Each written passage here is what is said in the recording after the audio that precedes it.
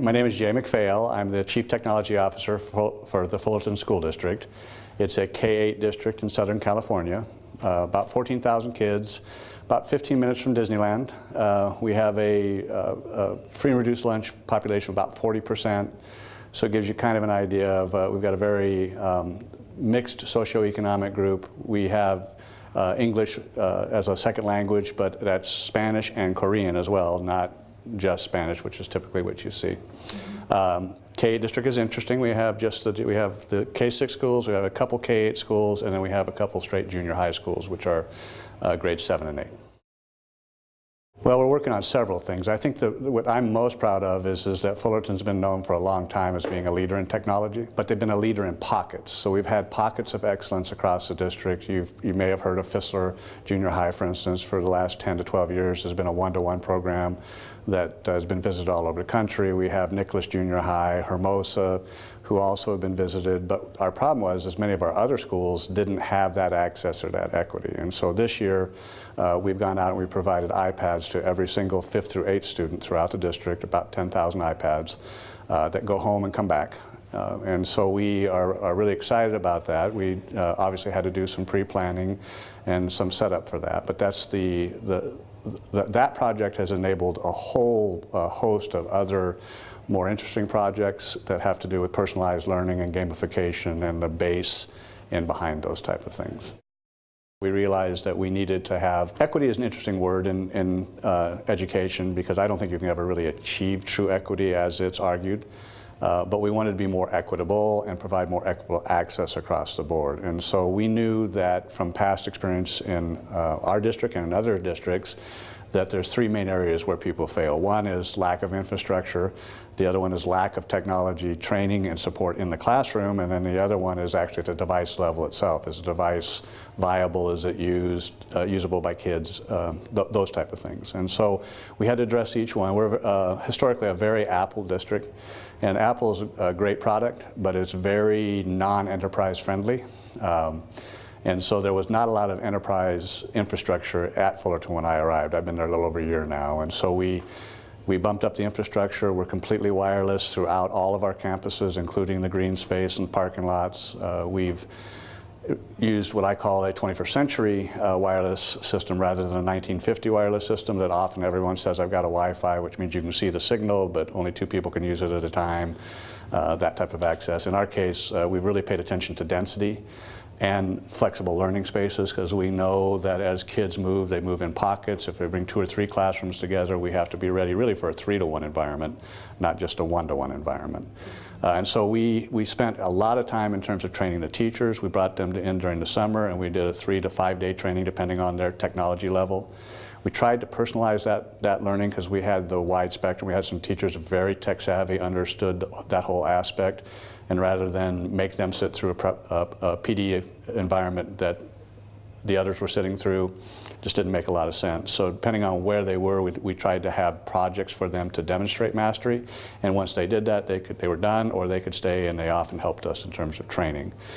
The infrastructure I talked about, we also went back and understood that this is very much a community effort. The community has to understand what we're doing and why, and also what safeguards that we put in place on devices and their role, responsibilities in that process. And so we did a campaign across the entire district that required parent orientations to actually get the device. We spent an hour at those orientations talking about dual responsibility.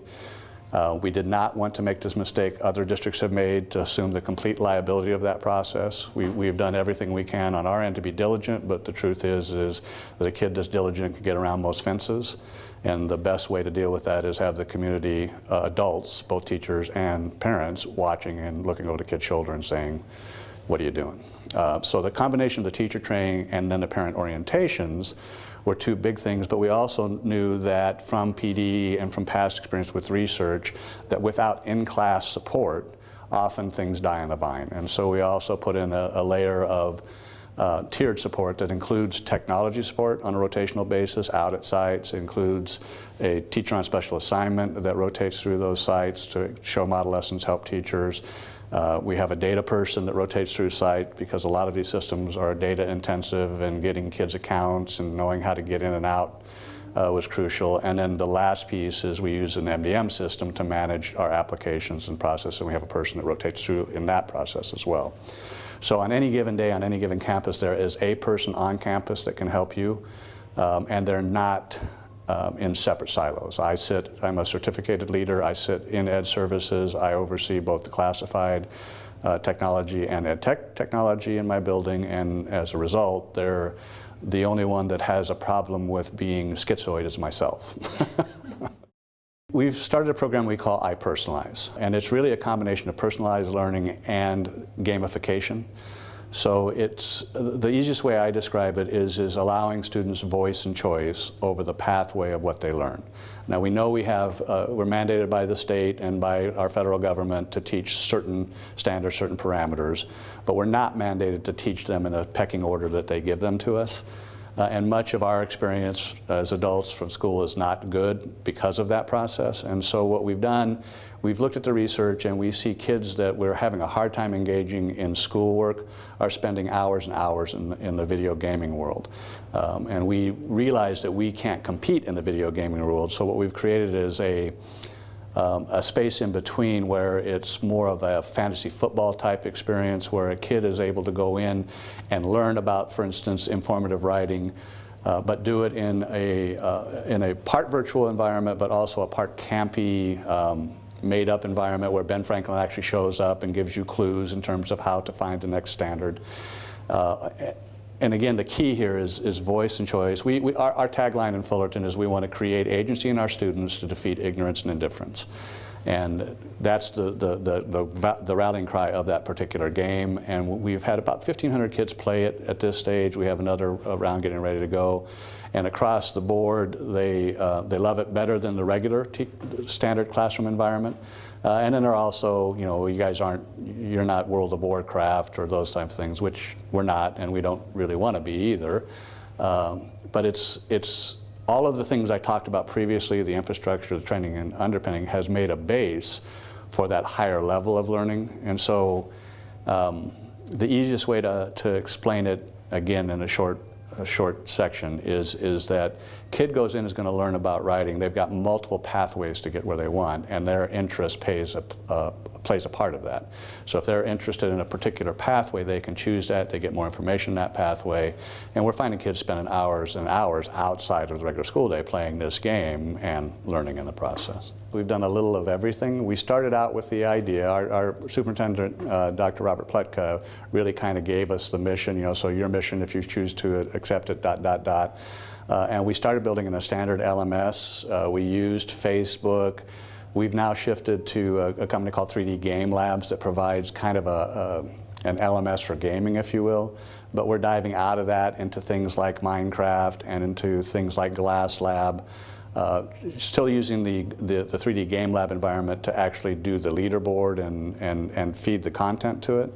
So yes, we've done most of the building. In fact, we were talking before coming out today that we've become instructional game designers. That wasn't necessarily our intent, but that's part of what's happened. And we've learned a lot in the process. We started June of last year, and so from June of last year to now, we've created 4 games, of which, like I said, 1,500 kids have played.